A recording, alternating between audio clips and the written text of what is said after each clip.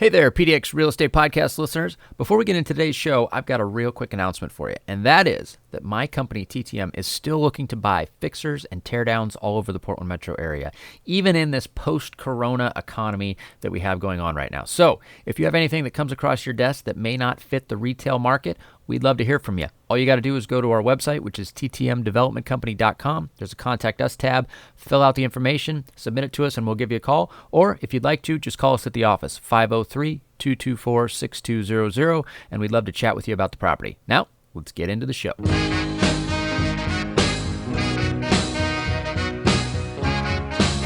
This is the Portland Real Estate Podcast, your number one place for anything you need to know about the Portland real estate market, along with in-depth interviews from our local real estate industry experts. Now, without further ado, here are our hosts, Tucker Merrihew from TTM Development Company and Steve Nassar from Premier Property Group.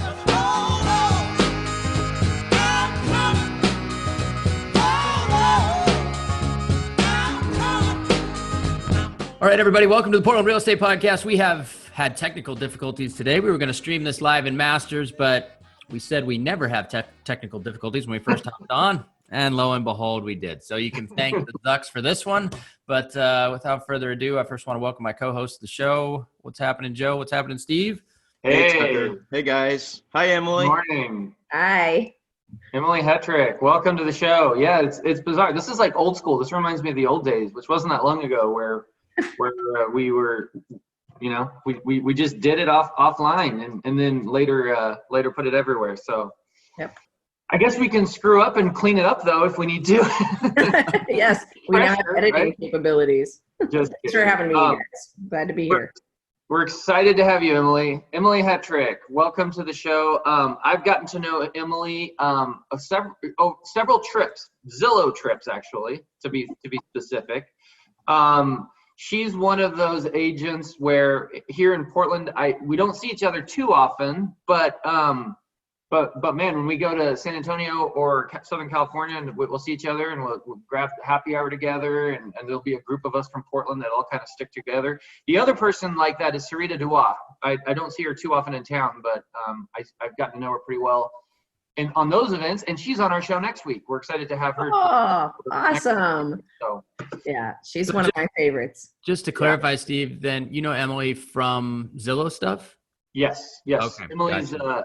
She's pretty in with Zillow, as am I. Okay. We have the same rep, in fact. Don't you have Austin Drury? I do. As a matter of fact, he's been trying to call me all morning. I'm like, no. I like him. He's a good guy. He gets stuff done, and he knows his stuff. He's a good quality person. I think Sarita has him as well. Emily, we wanted you on the show because you are a rock star agent, and you're also very Portland centric. Where do you live? Your office is the Lloyd Center area, kind of downtown area, and you live close to that area as well? I do, yeah. So our office is on 19th and Irving.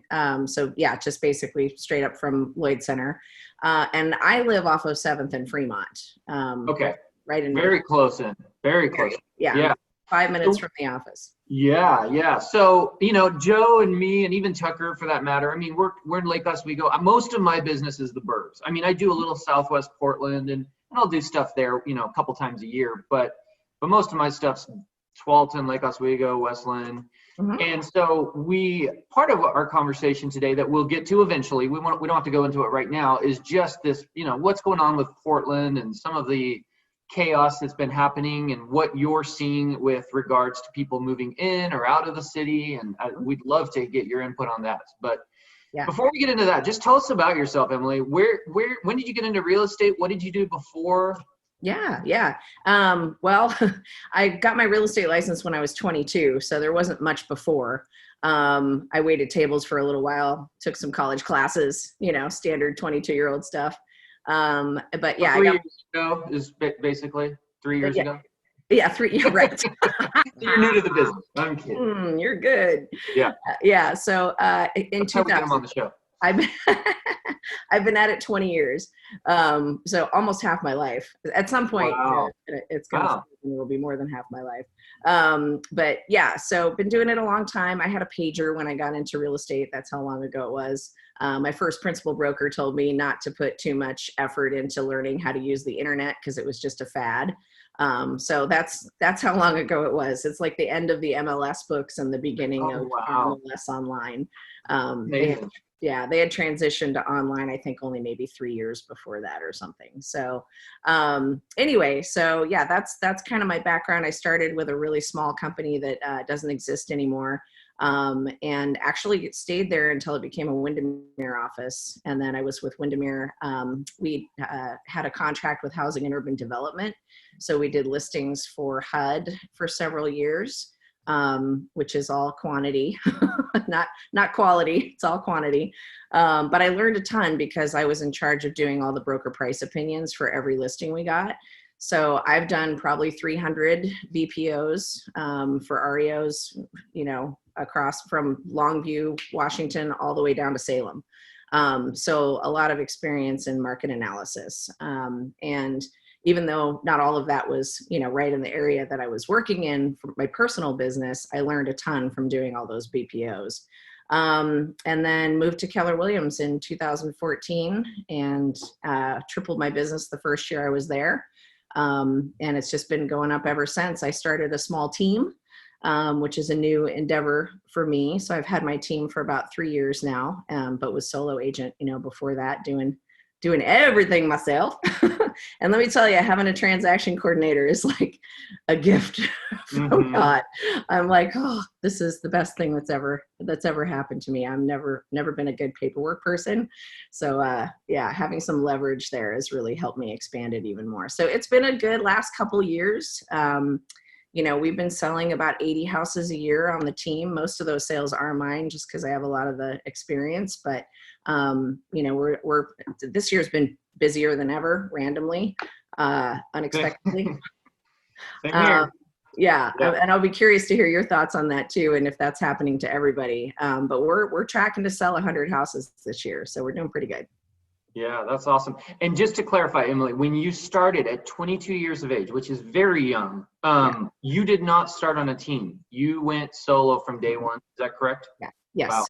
That and that's, that's more challenging than I can't understate, when you're meeting with strangers and saying, hey, trust me with your most prized possession, your most expensive possession, at 22 years of age, looking like a young kid, if you will. That is challenging. I have tremendous respect for people that can do that, because it's very different. It was kind of a rough start. I was really gung-ho my first year. So I sold 20 houses my first year in real estate. But I had people kind of teed up who were just waiting for me to get licensed, who were willing to use me as their buyer's agents. But I flubbed my first listing appointment so hard. I told them that they should go ahead and go get an ad in the Oregonian for their open house. I was like, yeah, you guys should totally do that.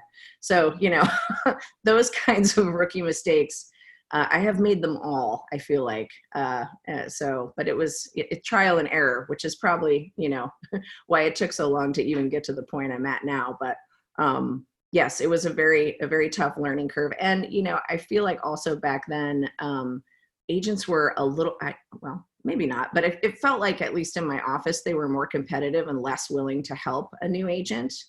Like I remember walking around the office with an offer, like, can somebody help me fill this out? And it was hard to get someone to help me. My principal broker would help, but it was hard to get help from other agents. And I feel like now agents across the board are willing to share their trade secrets. They're willing to share how they do business. They're willing to share help. Again, KW promotes that culture anyway. I'm sure, PPG is the same way, where everybody just helps each other. But yeah, so, I felt like a lot of it was trial and error for those first 5 years, mostly error. I love it. Love it. How many people are on your team today? So I have my transaction coordinator, and then I have 3 buyer's agents and a showing assistant.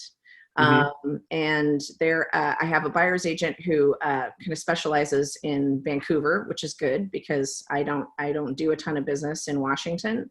And I like the fact that we're a little bit spread out geographically, because I'm a total expert in my East Side square, like Northeast, Southeast, North Portland, totally handled. If you got me to Tualatin, I would probably refer it to you because I can't pretend to be the expert in, some of the suburbs. I'm the exact opposite, by the way. Yeah. I know this area well, but when you get me into those inner neighborhoods, people will throw out names and little, those, Fremont and all this stuff, and I'll just be, I'll pretend I know what they're talking about. Yeah. Yeah. Yeah, totally. And I got a question for Steve, real quick. Go ahead. So, like, you went 3 years ago. You said you started a team. I mean, obviously, that was a good choice. What do you think was holding you back from making that jump earlier? That's a great question. Yeah, so what was happening is in 2017, I just got exponentially busier. I had put some things into place to kind of increase business. And honestly, finally, started using a CRM at a higher level, which ended up dumping a bunch of stuff into my lap that then I realized I couldn't handle it. Which one do you use, Emily? Well, right now we're all using Command. That's Keller Williams' proprietary software. It's awesome. It's, at that time I was using Follow Up Boss, which is also great. I've used Brivity in the past. They're good. So Command is free and it kind of has everything that all of those other ones have. So it's like, well, might as well use the free one. But yeah, so I finally I was terrible. I didn't keep a calendar until 2016. I kept everything in my head. Phone numbers, appointments, never wrote anything down. So yeah, I was really working that muscle in my brain, but but when I finally, decided I needed at least an assistant, I had to start actually systematizing everything because as soon as you bring someone on, you have to let them know what you're doing. And it can't all just stay in my head. I got to get it out there. So, yeah, so that was the impetus for that really was just the amount of business that was starting to come my way. And I am sort of such a workaholic and I hate letting any business slip through the cracks. So I just wanted to capture as much as I could, but I realized there was no way I could do it myself. I mean, things were just falling off right and left. And I was just, taking, kind of what was on the surface and still felt like I was, drinking from the fire hose, so to speak. So it really was just business coming at me that was like, I got to hire people, which is not the way you want to hire, by the way. You want to hire before you get to that point because then you're rushing to train people, which is also time consuming. So it was, it was a little bit of a bumpy start, went through a couple different agents before I finally kind of, have settled into the team that's, we've been together now for 2 years. So it's, it seems like it's working itself out now, but yeah, that was really the reason. I just really needed help and I wanted to capture it. Yeah. It always seems like, they're just two different skill sets, right? Like the skill set of being a realtor and selling and knowing your area and then being a manager of people. It's kind of two different things, but you brought up a good point where if you bring people on to do stuff, you have to kind of tighten up your business. It's kind of like if you got to go get money, you got to clean up your books to show the bank, right? It's kind of the same theory. And so, there's a lot of people that probably run solopreneur type real estate businesses that are kind of shooting from the hip, a little wily, things are everywhere. So when you bring somebody on, and I'm sure Steve can attest to this, or people, multiple people, you have to really tighten things up. You kind of have to have a system for everything, because otherwise you hire people and they have no idea what they're doing. So it sounds like it really cleaned up your business all around. And big time. I started getting coaching at that time too. So I've had the same productivity coach for over 2 years. He's amazing. And that also really helped, just like kind of you're putting the steps in front of me, like now you do this, next you're going to have to do this. And then also just like showing me where to find the resources, to help grow the team without me having to do everything. So, being able to send them out to training and, go here and learn this. And, so the KW is really good that way. And I think a lot of the brokerages now are focusing more on training, which when I started, there was like zero focus on training. It was just like, here's your license and, here's a pager, have fun, So, now with all the training that's available, it's easier to form a team because you can, kind of offset your time a little bit by, having people get trained at least a little bit elsewhere first. So that was helpful. The power of leverage is just amazing. You know, the progression of leverage as when you're growing a team, you kind of touched on it. It starts usually with a TC, right? So first of all, as an agent that's doing well, you're busy. Like you're meeting with a client. I'll just touch on buyers, okay? Because that's usually where the most time is spent. You meet with the client, you consult with them, you go to showings, you then write your offer, you then follow it through to closing, right? That's a solo agent. The progression then becomes, okay, you get your TC. Now you've leveraged, okay, you're still meeting with the client, you're still going to the showings, but when it's time to write an offer, you've got somebody helping you with the paperwork and probably babying some stuff, a lot of stuff, ordering inspections, you know, following stuff through to closing. So now you can do twice as much, right? Because you've got that person. The next progression is suddenly, okay, I'll meet with the client and do the consultant, but I'm going to have a buyer's agent who's going to also work with that TC, and they're going to do maybe some or all of the showings, right? And at that point, you can do 3 times as much, right? The ultimate leverage, and it took me a few years to get to this point, is when you don't even know that client exists, right? I mean, I have transactions here and now today. I should be careful saying this because this goes on. But I barely know the names of the clients. Now, to be fair, we do have a system where, you know, I'm on group texts and I'm saying congratulations, and, you know, and I have a team that's helping me man my emails, and they're doing reply all, the appraisals, and yippee, you know, we're almost there now. So it feels to the client like I'm heavily involved, but I'm really not. And that is the ultimate leverage, because if you're leveraged that way, you're almost infinitely leveraged. You can almost do an infinite amount of business within reason, because your little effort and what you have to do as the team leader is almost nothing for each transaction. So it is a powerful thing in our business when it's done correctly. Like Tucker said, I mean, it's got organization, the devil's in the details, the system, the training, the tools, the processes. And if it's not done right, it's almost worse, because people are just bumping into each other and miscommunicating. So, yeah, I think a lot of people just have fear of, sorry, Joe, but like not letting go, and obviously the investment in people, right? Like those are the two like things that people box themselves in from growth, whether it be as an agent or just an entrepreneur in general.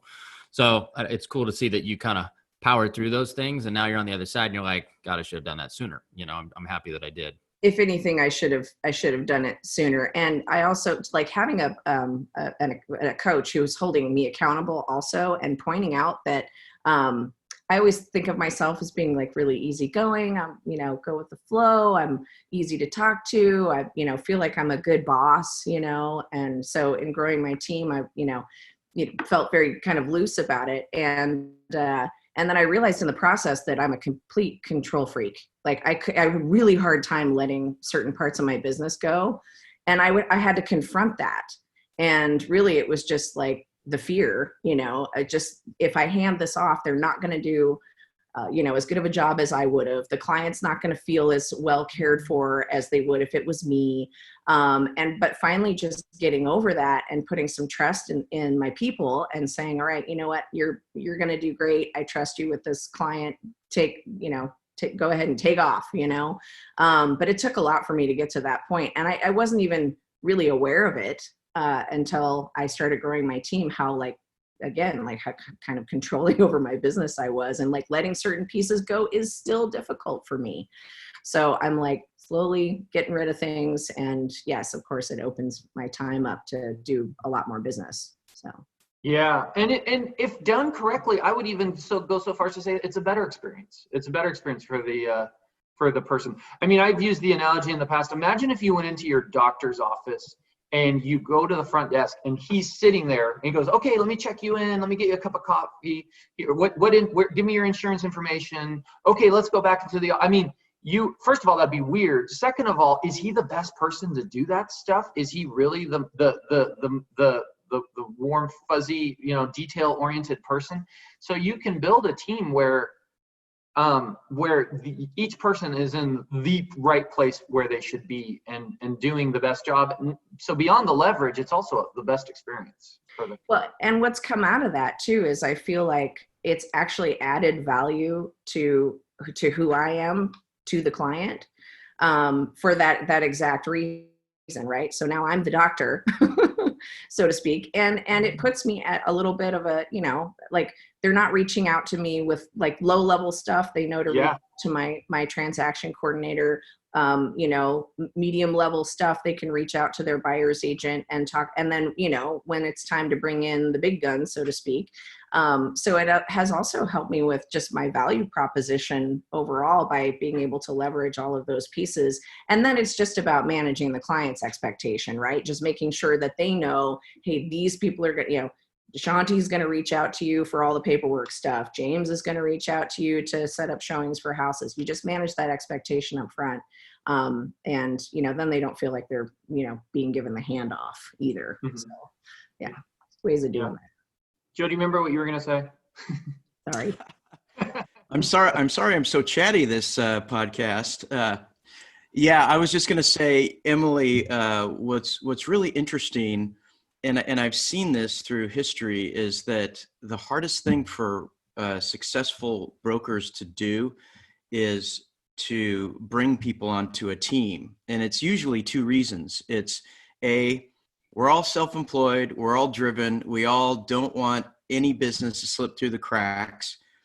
And we don't find the value of spending the money to have a TC and to have a marketing coordinator and to have all these people. When you finally do that, like in your analogy, we should only be doing the doctor stuff, right? We're realtors.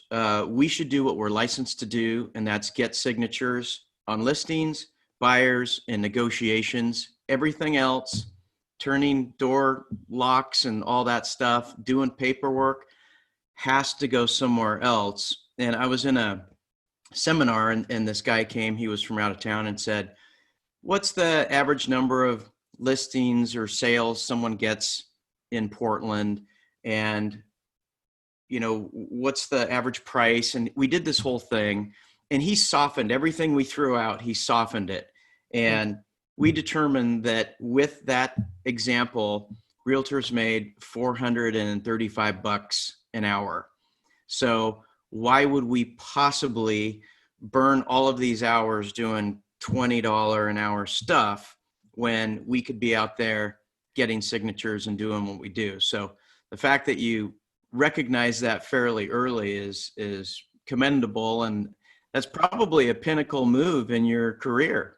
Oh, big time. Yeah. I mean, for the first, basically right up until 2006 when I had my daughter, and that kind of changed, everything. I had 3 jobs. One of them was real estate. I was bookkeeping for a furniture company. I was waiting tables at night and selling real estate, all at the same time. So I was used to these 12-hour days. So when I shifted, of course, like right before the last recession, shifted full-time into real estate, great timing. I was used to working those crazy days, and I was used to everything being difficult. And I think because of that, like all the short sales that I did and all those crazy foreclosure properties and just, the way real estate was during that time, it felt, not natural, but I wasn't afraid to do the work. And I think, there were certain transactions where I think my hourly wage was, $10 an hour or less.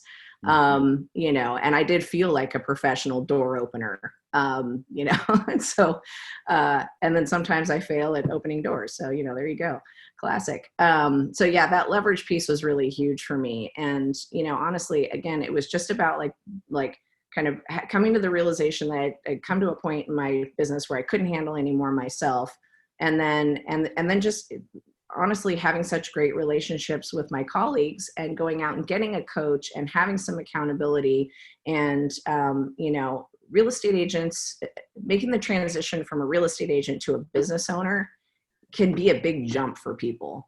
And I don't think that, I feel like a lot of real estate agents don't see themselves as business owners. And they're not building something that's scalable, right? Like I want to have something that I can pass down to my daughter. She has no interest in being a real estate agent, but I at least want, something to, I want it to continue, right? And I want it to be scalable, and I want my agents to be able to grow their own little offshoots of whatever. And anyway, so figuring out how to do that was not my strong point. I can negotiate till the cows come home, but building a scalable team was not on my list of awesome things I can do. So it's a lot to learn. The other thing really important about the whole team concept is all of the top producers really hold close to their chest that they want to give outstanding service to their buyers and sellers. In a perfect world, we want to seem like the most overpaid people in the world because it's so easy for them and they're not running through the trenches with everything we do. They just say, oh my gosh, he sold our house. He got full price. He negotiated stuff and it closed. It was simple. He makes a lot of money for doing that. There is a point when you're trying to be the door opener, the listing person, the scheduler, your own transaction coordinator, you're going to hit terminal velocity and your quality of service is going to suffer and you're going to have business fall through the cracks. This was like the toughest lesson for me to learn. I listen to smart people. I go to seminars. I do lots of training. This took me forever to learn to let go, let it go, and delegate. And anyway, the quality, your clients and customers are probably better off because of this as well.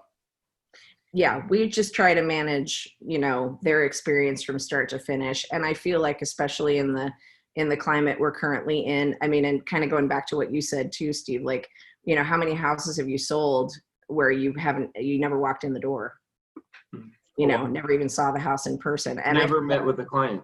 Yeah. Right. That's the ultimate leverage. Yeah. Yeah.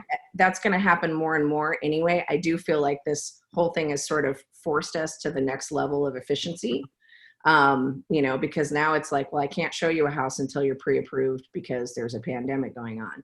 Well, I can't, you just can't spend time doing certain things where normally we would kind of be massaging people and nurturing them to go to the next, step in the process. Where now it's, it's kind of like, well, we can't even do certain parts of our jobs until they're, more ready to go. So I feel like it's kind of helped with efficiency.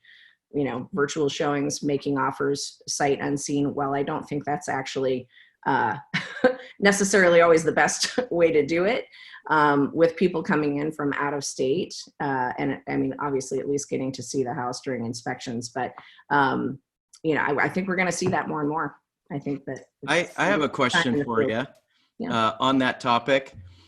If you're a listing agent and you get an offer, and that the buyers have not been there in person to see it, do you look at that offer differently compared to maybe another offer that was a little lower price where the buyers have walked through? Yeah. I definitely, yes. Yeah. For sure. There's ways to do it, but go ahead, Emily. Oh no, I was just going to say, I think too, what I'm experiencing is multiple offer situations. So there's always a handful of buyers to choose from who have seen the property, are working with a great, buyer's agent on the other end, have kept in really great communication, and then a lot of times those are the people also writing the highest offers, right? So a lot of times in multiple offer situations, yes, that is not going to help you. I've also had agents just not tell me that their clients never saw the house, which, I personally, I'm sort of a rule follower, believe it or not, when it comes to stuff like that. And, I don't think that's entirely fair. I wouldn't lie about that, but I don't know that I would volunteer that. I'm being serious. I don't know that I believe that I would have to disclose that. Now I would not say, hey, my client was at the house, and I would never lie, but we have written offers, sight unseen, and we've, in doing this, and by the way, this isn't new. Portland has been a destination, a huge, relocation destination for years. Okay. So we've had hundreds of Californians and beyond that have been looking to buy here, and we would go FaceTime the house for them, and then we'd write an offer, and then they'd get on a plane and we'd set up inspections and they'd do it. And all the times I've done that, and I'm being honest here, I can't think of one where they got there and go, I hate this house. It's completely different than I expected. I'm terminating. Now, could the inspections have been bad and we terminated? Sure. But I don't remember that happening. And we've done it dozens and dozens of times. To your question, Joe, all else being equal, yeah. I mean, I do think there's a little more strength to the fact that somebody toured it in person versus the opposite. But I don't want to say I penalize them, because I've been on both sides of that, and I don't want to penalize people for that. But I definitely would be asking, okay, when are they coming? How fast can they come? Get there. And so if there's only one offer, we'll make it work, and it usually does. If it's a competitive situation, it probably goes as a notch against them. But there might be other notches against the other people. So, it's not the defining notch. We had recently, I sold a house in Camas. This was the only time this has ever happened in my career. We sold a house in Camas where they never went to it before closing. He was from Seattle. It was when COVID first hit. We had a great 3D tour. We had a great video. The agent went and FaceTimed it. The agent FaceTimed the inspection walkthrough. We negotiated repairs. And literally the day it closed, buyer had never been to it. That was the only time that's ever happened. But we've had other ones where before the offer's written, many times they hadn't been to it, and they go to it. So yeah, I mean, I don't know that I agree with you 100%. It is a tiny notch against them, and again, I wouldn't rule it out if they write an amazing offer. It also, and again, like when I'm advising my sellers on offers like that, it also kind of has to do with the agent who's writing it, right? Like if I got an offer from one of your buyers and I knew that you had done the FaceTime tour, and, the house, and, you probably pointed out to them how old the furnace is, or how old, like you kind of have already knocked down some of the potential like things that might come up on an inspection. The neighborhood really well. So I, trust that you've explained everything about the neighborhood to buyers who haven't seen the property. I think, that might actually factor in how I would advise a seller too. And that's, again, I think where communication is key. And I know like we're all pretty old school. So like getting an offer with no phone call is kind of weird to me. Yeah. Like, why doesn't the agent call me before they send an offer, or when they send the offer? So I might have a slightly different view of stuff like that, just, because I'm so used to doing it the way that I have been. But I agree with you. And I have done it once also, got to from start to finish, and they came afterwards, and thank goodness they loved the house when they got there in person, because they had already bought it. Yeah. Yeah. That's right. The first time they see it is when their moving truck rolls up. I've had that happen quite a bit, and thank God every single time it worked out well. And I think with COVID being the new normal, I would knock the people who haven't seen it in person. It's cheap and easy to write an offer, fire it off. Hey, this popped up. It looks like a good one. It'll go fast. Give them an offer. And then if they get, they can change their mind later. But what's interesting is I've gotten more requests for people saying, do you have any photos of the garage and the side of the house, and like the storage that this place has, and the basement, and like all the yucky photos that would never make a virtual tour? But people want to know everything about this house so they can make an offer eyes wide open. And these offers pretty sticky. I mean, it's not just some investor throwing a dart. These things make it to the end zone, and I'm putting a little bit more stock in people not physically being there, but having enough information, virtual tours, videos, drones, walkthroughs. I'm getting to feel more comfortable with it. Mm-hmm. Mm-hmm. I think we're headed in that direction. So I think everybody's going to have to feel more comfortable with it at some point. Cause I just, I mean, who knows about, people, a lot of people don't feel comfortable traveling at any point, and now that people are working remotely and they can live anywhere, a lot of people are choosing Portland, especially up and down the West Coast. Had a lot of buyers from, obviously from California, even some buyers from the Seattle area or New York City or wherever else, who can live anywhere, and they're picking Portland because their job's gone 100% remote. So it'll be interesting. Let's talk about Portland. Yeah. So, I mean, have you Dive in, seen huh? any Yeah. changes in recent weeks and months in perception from those people? Are they asking questions? Are you seeing people leaving more so than coming? I mean, Yeah, that's a really great question. flight to the suburbs, is that real? Yeah, a little bit. I mean, I think this is also a mindset thing. I feel like the millennial buyers, sort of still want to be close in and, walking distance, stumbling distance to a bar and walking distance to coffee or whatever. So I feel like some of these close in East Side neighborhoods that, have really been trending for the last, 5-10 years will continue to be good markets. I don't see any kind of slowdown in that regard. And there are people who are prepping for going back to work too. Like they still want to be close to downtown because they're like, well, at some point I am going to go back to work. And so I am still thinking about my commute, even though, I'm working from home right now.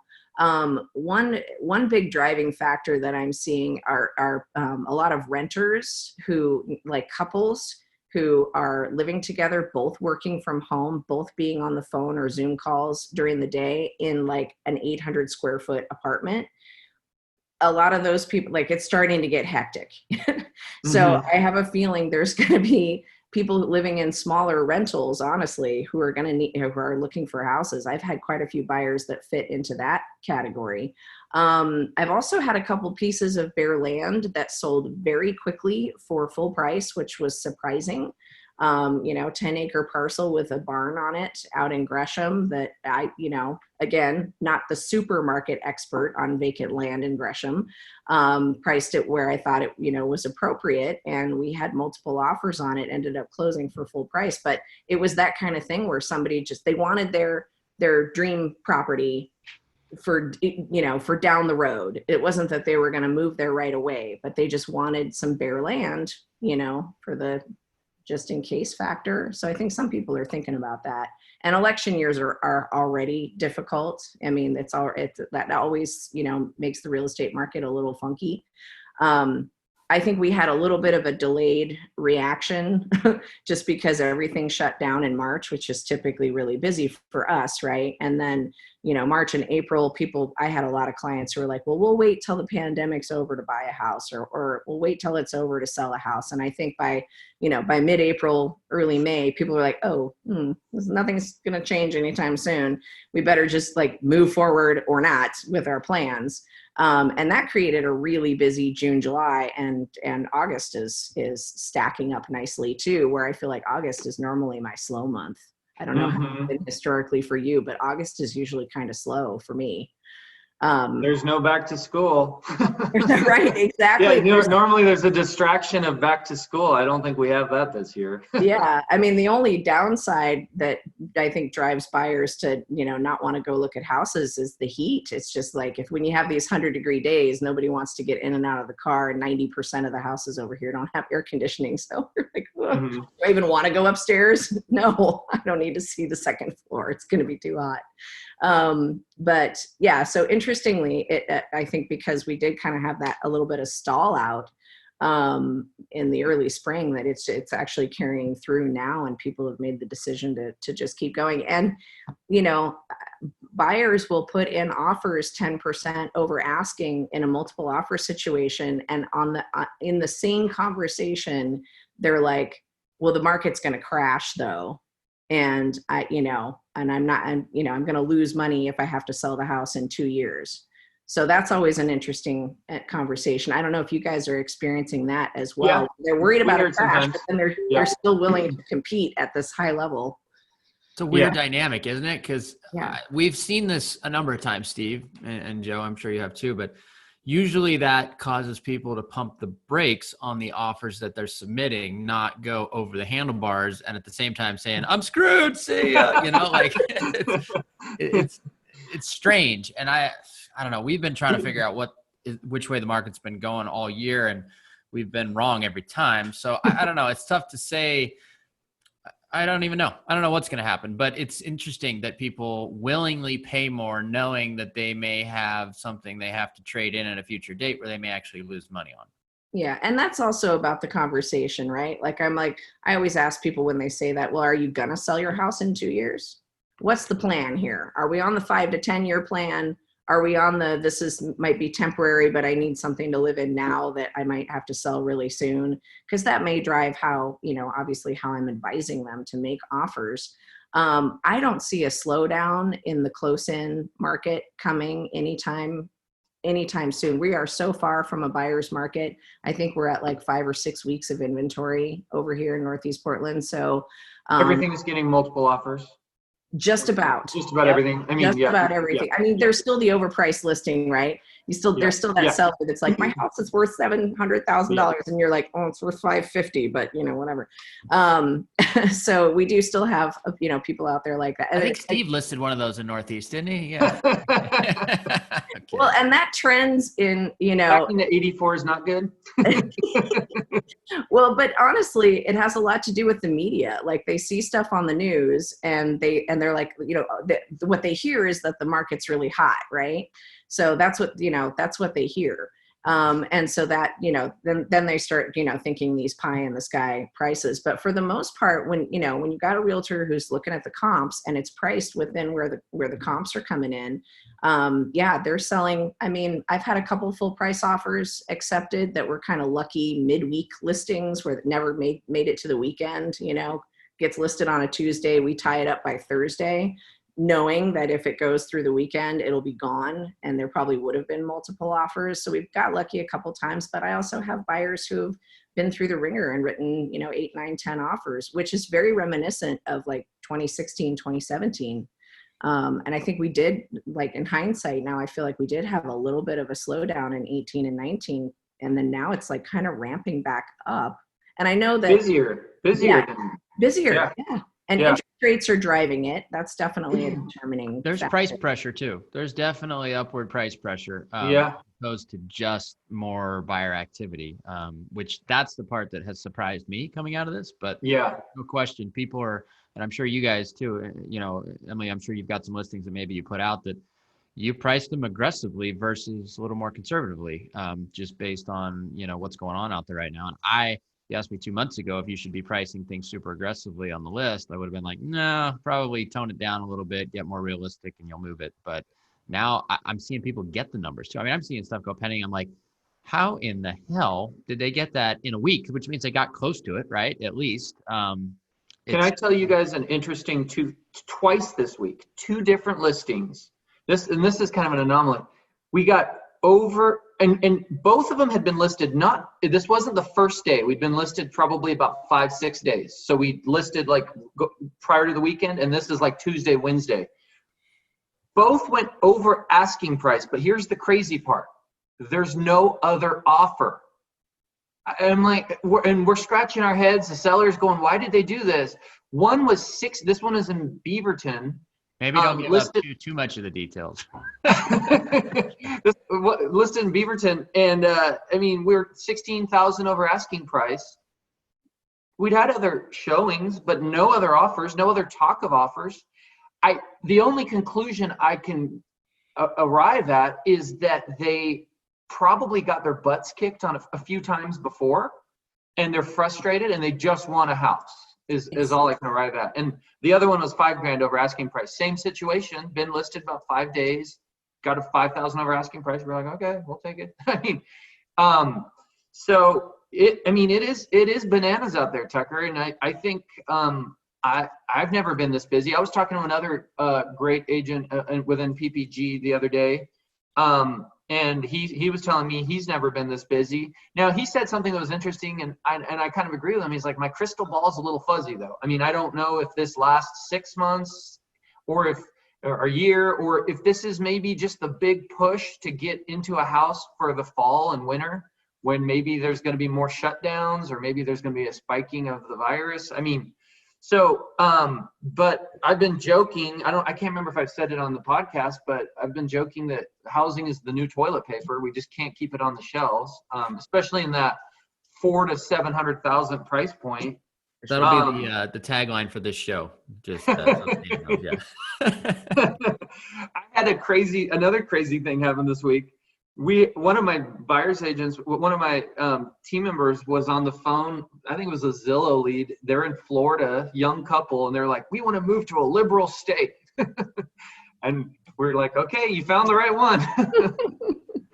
Yeah, I wonder about things being politically driven a little bit, and I don't want to get into it, but I wonder about that too. You know, if that will cause, or if it'll equalize. You know, I mean.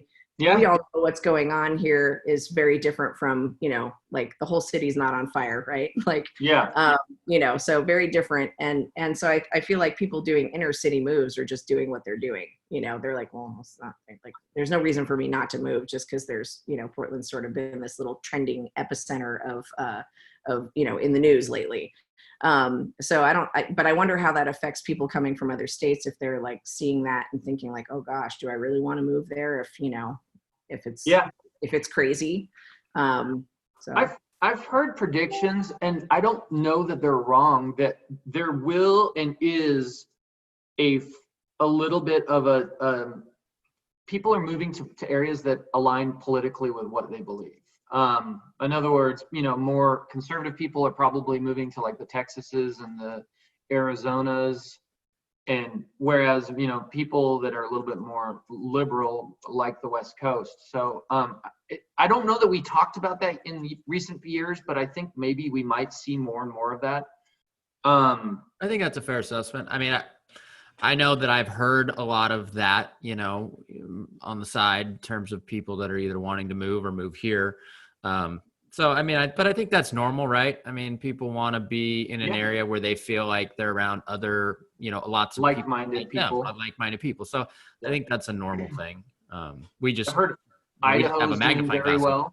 Idaho's doing very well. They're probably, you know, and things swing sometimes too far either direction. And, you know, there's probably people on the West Coast who are frustrated with how, you know, liberal things have gotten, and they're kind of dialing it back, going to a place like Idaho where it's maybe a little different.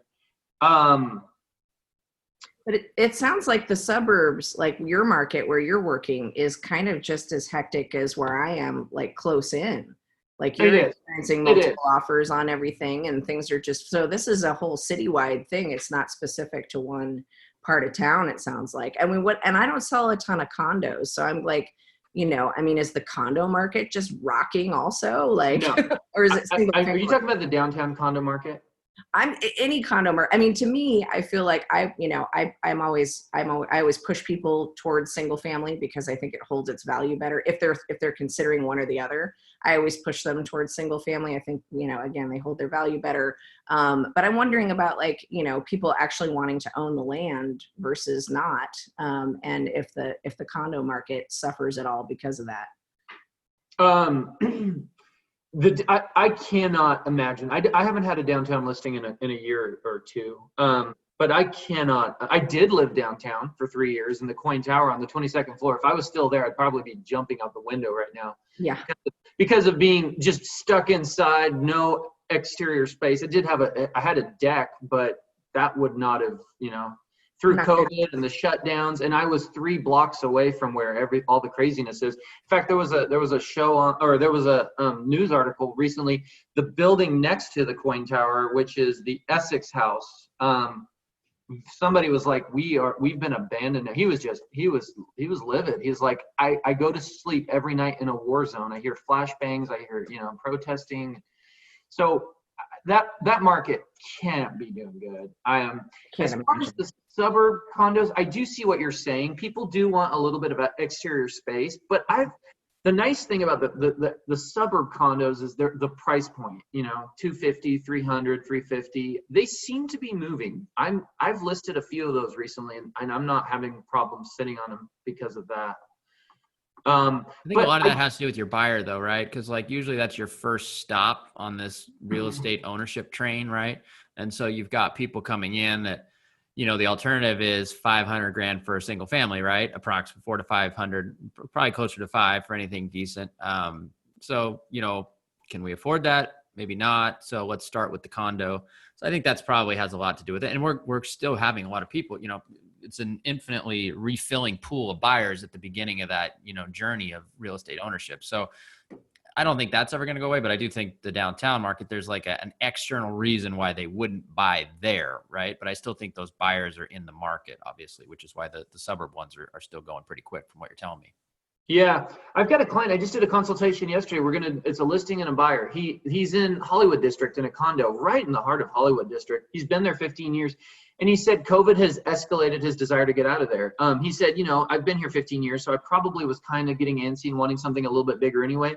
But he said everything is shut down around us. There's not, the Hollywood Theater is, he said, a block away. And just all the reasons that you want to be down there have kind of dried up. So he's looking at the suburbs.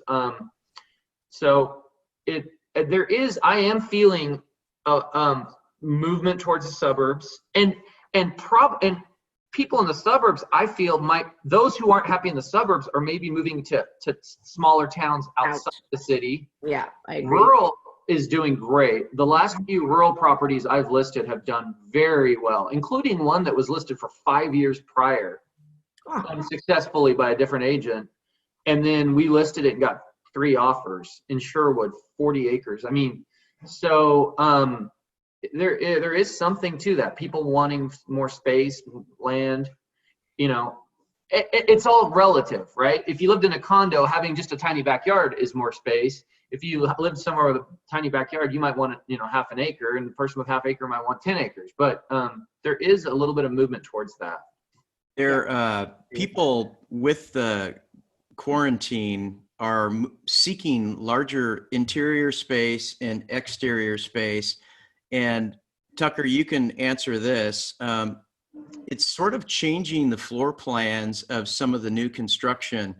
Like the old construction in the 90s and 2000, they would have like a den with French doors that close. And then there would be this little, the parlor shoved into the kitchen, this little desk, right?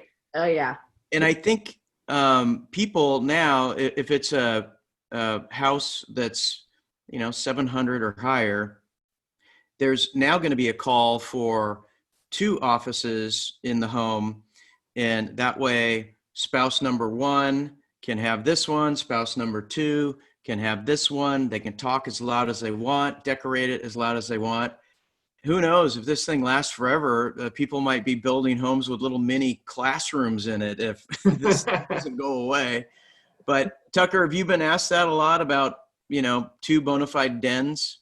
Yeah, I remember when it's funny because before this whole thing happened, we were looking at a big project and I walked into it and I think I made fun of it on the show. I was like, who the hell has 2 offices in their house, right? And so that was one of the things we were going to change about it because they did this back in the early 2000s and it just made the house feel weird. Well, now I kind of look like an idiot based on what's gone on, in the recent months because people actually want 2 offices. Now the house still hasn't sold for various other reasons. But to get to your point, Joe, yes, I've heard a lot of people say we look at houses all the time and there's people at home on Zoom calls and they're, trying to shut the door and we're trying to work around them. And so I know, those people are like, God, I wish we had more space for us to work at home. And so we actually have a house right now that we're about to put on the market here in a couple of weeks that was a remodel. And we did it such that it could be 4 bedrooms and an office, or it could be 3 solid sized bedrooms and 2 offices. So that people can have multiple kids and they can also both work from home, or they can have a bigger family and it still works. And I'll be interested to see how that does because it gives people the option of 2 offices, which I made fun of previous to all this, but I think that that'll be a big pull now, based on what people are looking for because they don't know, right? And now that they had to test their house, see if it works. Most of them check the box if it didn't work, right? Getting along with your spouse and managing your kids and working at the same time, it's kind of a big challenge. So I think people will change it. I know, Steve, you mentioned there was a builder that maybe you work with that's starting to put a couple offices in. Yeah, and I think the right way to do that personally is a flex space. Like the second one, not being a flex space. Because here's the other thing that I think is really it's happening and it's going to continue. People aren't going to the gym anymore. They've passed rules where you have to wear a mask at the gym. That's ridiculous. You I can't didn't go to the gym anyway. Yeah, I canceled my membership to Club Sport a couple days, or I put it on hold because I was like, I ain't going to the gym and wearing a mask. So yeah, I mean, it's while you I'm just working can't. out anyway. Yeah, you can't. It's, I mean, I shouldn't say you can't, but it's very difficult. So people, even if a lot of us had started already and we're kind of digging the whole, okay, I've got a Peloton in a room. I've got some weights in that room. And you kind of start getting in the groove of that. And we may never go back to the gym, even when it does open up, which probably will be a year before the masks are allowed. So, what if I was a builder, what I'd probably do is have the one true den office, like you mentioned, Joe, and then some kind of flex space that has a door that can close. It could be an office, could be a weight area or gym area. Definitely don't have, I mean, and we'd already gotten away from this, but man, one pet peeve I have is just the old houses with the formal living room that nobody used. That's So where we did a remodel, Steve, for some folks, and we took that formal living room and we converted it to an office. Yeah. And Exactly. they love it now, obviously. Yeah. But so that's a much better use of that space these days, right? Yeah. So I have a question actually about floor plans.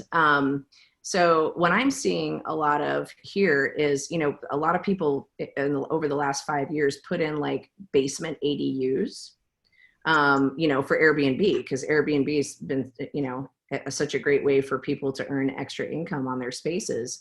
So I wonder if, especially ADUs that are attached to the house in some way, like in a basement space where you're actually, you are sharing that space to a certain extent. I feel like the detached ADU for a longer term rental could still be totally viable for, someone buying a house with an ADU. But I've seen a lot of houses come up where they had basement ADUs built out. Airbnb, is kind of dead or dying. I don't know what the future holds for that. And now they're selling those properties because they're not turning the income on their basement Airbnbs as much as, and then they can't afford the mortgage actually. So I wonder if that's going to be a thing that will change. So many builders, especially infill, where I'm at, it's a lot of Renaissance and Everett and Caliber and, and those guys have been building with ADUs like crazy. There's always some sort of like tuck under ADU or an ADU in the back, or, is there a interior door between on most of them? In an older house, there definitely would be. I mean, you can get to your basement from up top and then with an outside entrance. I mean, I guess there's ways of making it separate. But I feel like the way they built them, they actually built them as two separate units with their own interior, or with their own entrance and exit, and then not access necessarily from inside the house. But I've seen floor plans where there is access to the ADU portion from inside the house too. And I think it's like, whether or not you're sharing laundry might be a thing, like in an older house where you have laundry in the basement and then, both sides potentially are sharing it unless you've made, arrangements or, figured out how to move laundry upstairs, so that you have two laundry areas. But I'm just curious if that will change how builders are designing their infill stuff. I would think so. I don't know that Airbnb's dead across the board. I think if you're up at the mountain or if you're at the beach or something, I think those people are going to those Airbnbs. But why would you go to inner Portland right now when all the, the restaurants are closed and everybody, everything's, kind of that allure is a little bit diminished, at least temporarily, at least for the next year. So I could see that being a thing where people are now trying to spin those into more, it's part of the living space of the house. Yeah, that makes a lot of sense to me. Yeah. I have a question about basements. And you may not know the answer, but this is factual. When I list a home in Tualatin or Lake Oswego and there's an unfinished basement, we do not put it in MLS as part of the square footage. When I go into Portland, oh yeah, they put it in there. Yeah. and I've never understood that. But it's a thing, and you're at a disadvantage if you don't do it, rightfully so. Why? Does anyone know? Yeah, I do. Yeah, I know why. Well, I can tell you exactly why too, but I'll let Emily answer the question. So, well, I'll let Joe answer. I want to hear Joe's answer. Okay. Let's hear Joe. Okay, so a long time ago, we were only reporting finished square footage, Yeah. right? So I think it came from the real estate commissioner that it's not giving the true sense of the house. So you could have 1,000 square foot rectangle box, a ranch, or you could have an old Portland that has 1,000 square feet finished on the main with 1,000 unfinished up above and 1,000 unfinished basement. That house actually has the potential of 3,000 feet, where the ranch only has 1,000 feet. So they said, if we include all of the attached square footage, the difference is this 1,000 square foot ranch, if you had to add 2,000 feet, it would be exponentially more money than buying the old Portland that had a 3,000 square feet, and you're just paying a smaller per foot to finish those two areas. That's the reasoning behind it. And I don't use price per square foot in my market analysis really at all. I mean, unless I'm finding really like for like properties, like if something has a finished basement, then the comp has to have that too. But a lot of times, I mean, there's so many variables to market analysis that, you know, it can be really tricky to try to figure out, you know, why that, you know, you look at something with an unfinished basement, you know, price per square foot is different than, you know, something that I see 1,000 square foot houses selling for $450 that, you know, have no basement. And then the house next door has an unfinished basement, also sells for $450. So you see where like the price per square foot gets, you know, kind of tossed out the window when you include the total. I also feel like, and I remember when that changed, when RMLS changed it to include the, you know, the total. And at the time it was really frustrating because then we had to do the deep dive to figure out, is it an unfinished basement or is it finished, or is it a dirt like crawl space with a, you know, Dorothy in Kansas door, you know, on the outside, or like walking down this sketchy set of stairs, you know, because that would all be included in the square footage all of a sudden. And so then, you know, we had to like go and kind of decipher, but it threw off the price per square foot part of the market analysis for sure. So now it's, you know, you got to just take that into consider. One more thing to consider. I guess, Joe, I didn't understand from you, why is it different in the suburbs though? Because in the suburbs, that same home you could would be they would only count the finished square footage. And I will say one caveat: there aren't a lot of basements in the suburbs, so that's part of it. Is that so it's to get a true sense of the potential of the home. And Emily, I'm not a price per foot person. I never have been. But when I mention price per foot, obviously, if there's 1,000 square foot ranch or old Portland that has 1,000 square foot finished, but the opportunity of 2,000 more square feet to finish out, you can improve square footage already there far cheaper than adding 2,000 square feet to the ranch. I think RMLS has done a great job in giving us, the listing agents, opportunity to give the fairest representation of the home. You get to see what the basement looks like. You get to see if it's dirt or concrete. You get to see all the stuff. A lot of it is dependent upon that listing agent. But I think people are getting a little better at giving all the information because they realize they get higher prices and they generate more interest. So, matter of fact, there was the old trainer, Ryan at RMLS, gave a statistic. He left and went to a title company, but he said the average listing has about 56% filled out. But the ones that were filled out just 10% more sold 30 days faster for a lot more money, full price or higher. So, and I know statistics are jaded to how you pull them up, but I think that's the initial reason. And it was my belief that you use the total square footage in RMLS, regardless of where you are, excluding like detached square footage, right? If you have a home that's 3,000 feet, finished or not, it's 3,000 feet. If you have a shop, you might include that in the comments, but you don't lump that into the total square footage. You know, Steve, it sounds like just a standard that has been set by the listing agents where you're working.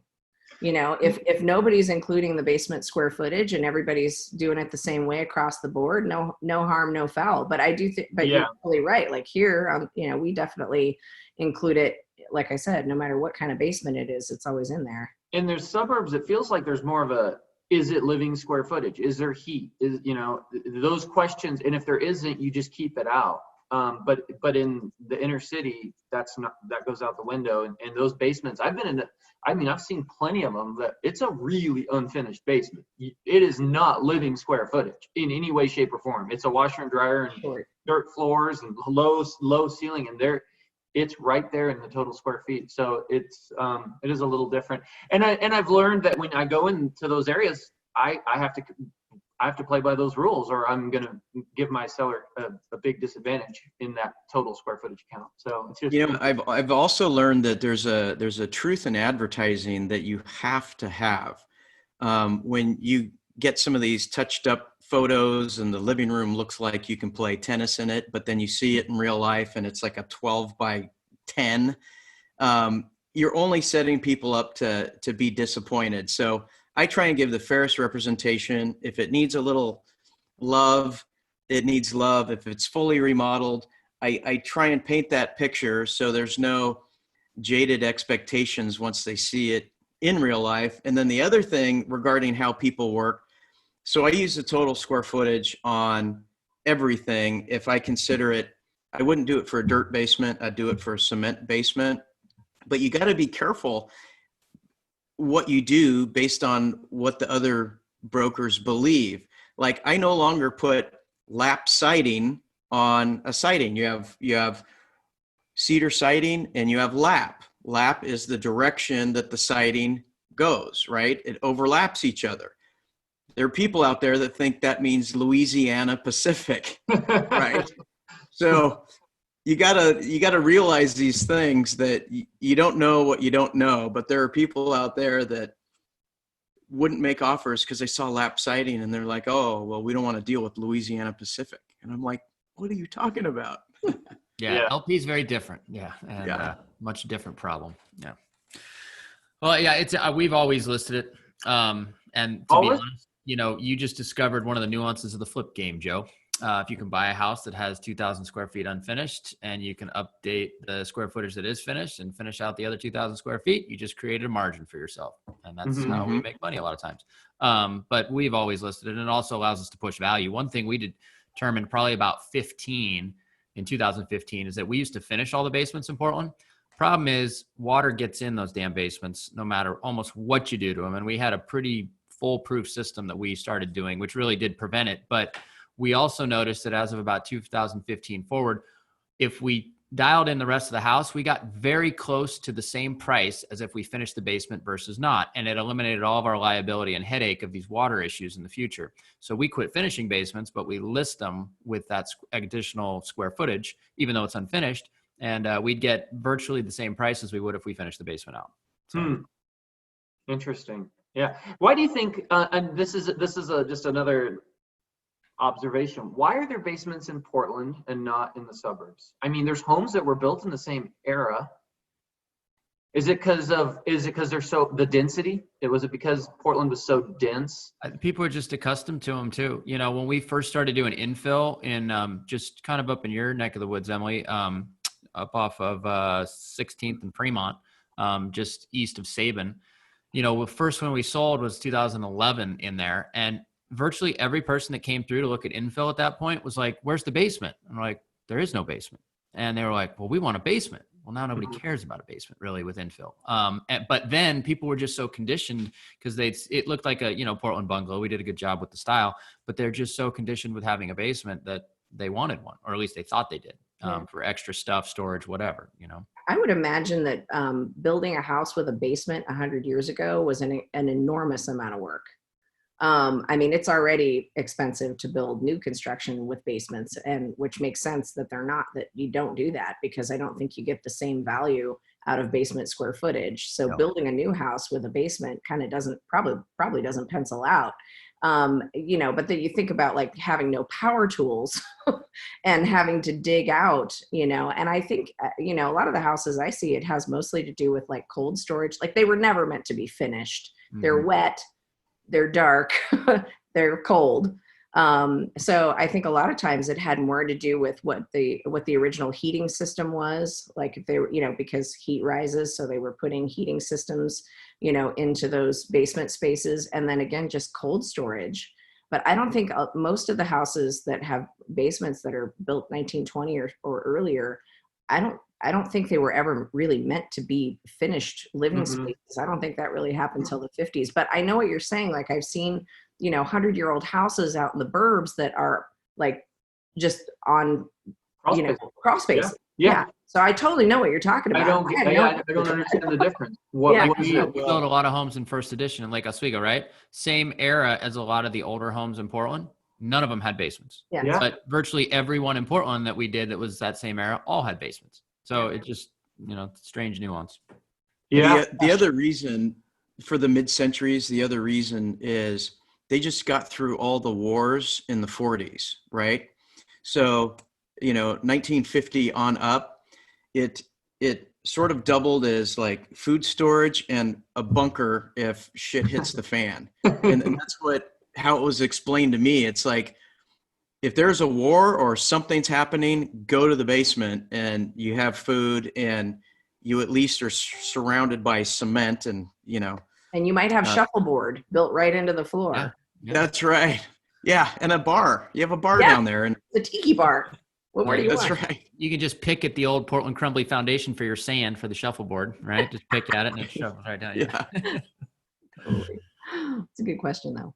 Yeah, if anyone ever has an understanding, there has to be a reason. Maybe the style or something, or maybe a lot of them were flooding. Sears kit houses. So there's a lot of those Sears kit houses that were built in Portland, and those were all basement style. So a lot of it had to do with the plans and the house choice. But it also just became kind of the norm. Just like a lot of ADUs are norm now for a lot of infill builders, right? So. Just kind of the way it goes for or maybe it had to do with the permitting process. Who knows? Maybe there were permits, Steve. It was very.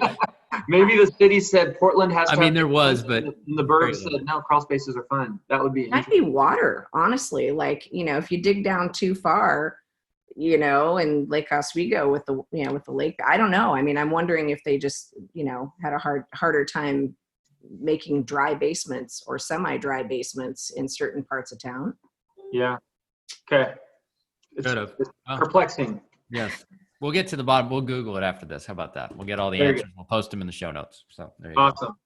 Well, hey, I think somebody had a fairly hard exit at some point here. Close. Are we getting close or? Yeah, look, we can wind it down. Anything else, Emily, that you have to say? Any final parting words of wisdom for us?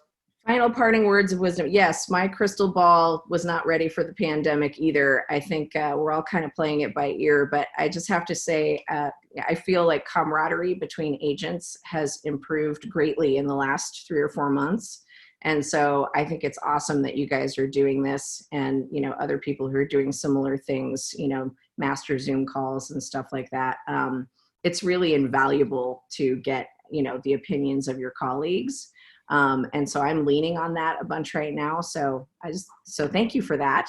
Keep going. I want to also point out to our listeners, one of the reasons Emily's on here, not the only reason, but she engaged with us, several times. We've had these live, unfortunately today isn't live, but she was commenting, she was adding value. And that's a great way to get on our show. If you'd like to get on our show, be engaged on the Facebook Masters Group Lives. And if we see value there, we're going to bring you on. Okay. So thank you, Emily. Yeah. Thank you guys so much for having me. So yeah, I got to applaud you. You're a great interview today. So good job. Yeah. And good job, Steve, for finding her. She's awesome. Yes. Sarita Dua next Friday, 11 a.m. Masters better be working. Facebook Live. Yeah. I'll get on the phone with Zucks right now and say, hey, all right. Well, hey, good show today. We appreciate you being with us, Emily. Yeah, and Steve, Joe, I'll see you guys again soon.